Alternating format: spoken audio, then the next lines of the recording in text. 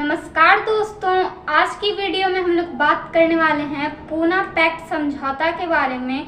ये जो टॉपिक है वो बहुत ज़्यादा इम्पॉर्टेंट है उन लोगों के लिए जो कंपटीशन एग्ज़ाम्स की तैयारी कर रहे हैं, क्योंकि इस टॉपिक से रिलेटेड बहुत सारे छोटे छोटे क्वेश्चन कंपटीशन एग्ज़ाम्स में पूछे जाते हैं। तो आज की वीडियो में हम लोग बात करेंगे पूना पैक्ट के बारे में। तो पूना पैक्ट समझौता जो है 24 सितंबर 1932 ईस्वी के दिन हुआ था। देखिए, पूना पैक्ट से पहले दो गोलमेज सम्मेलन हुए थे। आप लोग को पता होगा 1930 से 1932 ईस्वी के बीच दो गोलमेज सम्मेलन हुए थे। पहला था प्रथम गोलमेज सम्मेलन और दूसरा था द्वितीय गोलमेज सम्मेलन। तो पहले गोलमेज सम्मेलन में भारत से डॉक्टर भीमराव अंबेडकर गए थे। आप लोग सोच रहे होंगे गोलमेज सम्मेलन क्या होता है।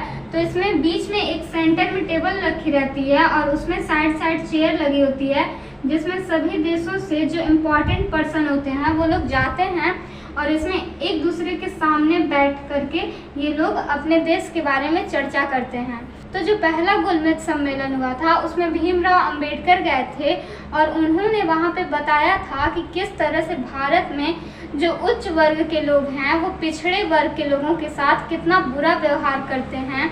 उनको मंदिर में नहीं जाने दिया जाता है, फिर उनको विद्यालय जाने के लिए रोका जाता है, उन्हें शिक्षा लेने तक का भी अधिकार नहीं दिया गया था। और उसके साथ साथ जहाँ से उच्च वर्ग के लोग पानी लेते हैं वहाँ से जो निम्न श्रेणी के लोग थे उनको पानी तक नहीं भरने दिया जाता था।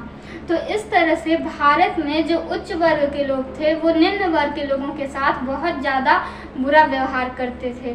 तो ये सब चीज़ें जब भीमराव अंबेडकर ने ब्रिटिश पीएम रैमसन मैकडोनाल्ड से जब बताई थी तो इन्होंने भीमराव अंबेडकर की बात को मान लिया था और उसके बाद से 16 अगस्त 1932 ईस्वी को इन्होंने कम्युनल अवार्ड की घोषणा की थी। कम्युनल अवार्ड में ये था कि जो अनुसूचित जाति के लोग थे उनको हिंदुओं से अलग रखा जाएगा और हिंदुओं से अलग माना भी जाएगा, और साथ ही साथ जो अनुसूचित जाति के लोग थे उनको कुछ विशेष अधिकार दिए जाएंगे कम्युनल अवार्ड के अंतर्गत। तो जो कम्युनल अवार्ड था उसमें ब्रिटिश गवर्नमेंट के द्वारा अनुसूचित जाति के लोगों के लिए जो जो अधिकार दिए गए थे उसको मैंने यहाँ पे लिख दिया है।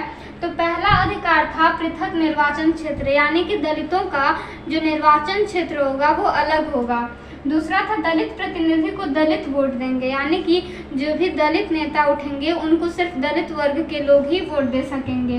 तीसरा था दलित जो लोग थे दलित वर्ग के वो सामान्य सीटों पर भी अपना वोट दे पाएंगे। तो जैसे ही इन सब चीज़ों के बारे में गांधी जी को पता चला तो उन्होंने इसके खिलाफ वो दूसरे गोलमेज सम्मेलन में पहुंच गए और वहाँ पे उन्होंने ब्रिटिश पीएम रैमसन मैकडोनाल्ड से कहा कि आप अनुसूचित जाति के लोगों को इतना अच्छा सुविधा नहीं दे सकते, आप इन लोगों को इतने अच्छे से ट्रीट नहीं कर सकते हैं।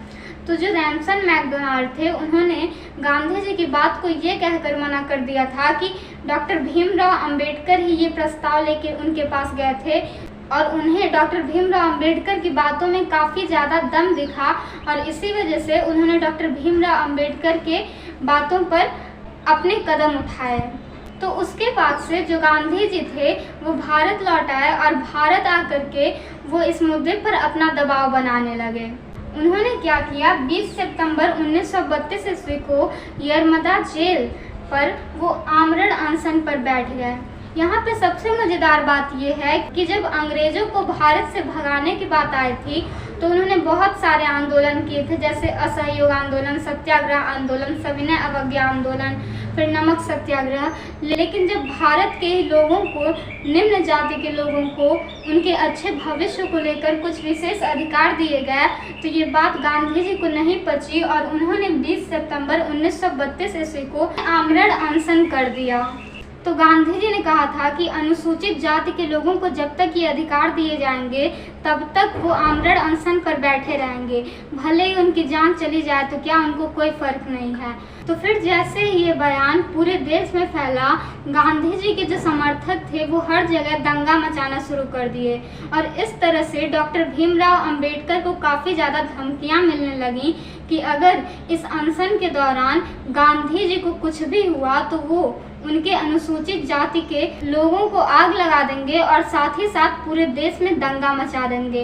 इस तरह से भीमराव अंबेडकर के ऊपर काफ़ी ज़्यादा दबाव बनाया गया था। जब इस तरह से दबाव बनाया गया डॉक्टर भीमराव अंबेडकर के ऊपर, तो उन्हें मजबूरी में गांधी जी के पास जाना पड़ा और उन्होंने गांधी जी से कहा कि आप जो मेरे वर्ग के लोगों के साथ कर रहे हैं वो बिल्कुल भी ठीक नहीं है। जिस पर गांधी जी ये कहे कि मैं नहीं चाहता कि अनुसूचित जाति के लोगों को इतने अधिकार मिलें। तो इस वजह से गांधी जी ने मजबूरी में ही सही लेकिन डॉक्टर भीमराव अंबेडकर से पूना पैक्ट के ऊपर साइन करवा ली थी और साइन करते वक्त डॉक्टर भीमराव अंबेडकर की आंखों से आंसू भी आने लगे थे। और डॉक्टर भीमराव अंबेडकर जो थे उन्होंने ये भी कहा था कि मैं महात्मा गांधी को कभी भी महात्मा नहीं कह सकता क्योंकि वो महात्मा कहलाने के लायक नहीं थे।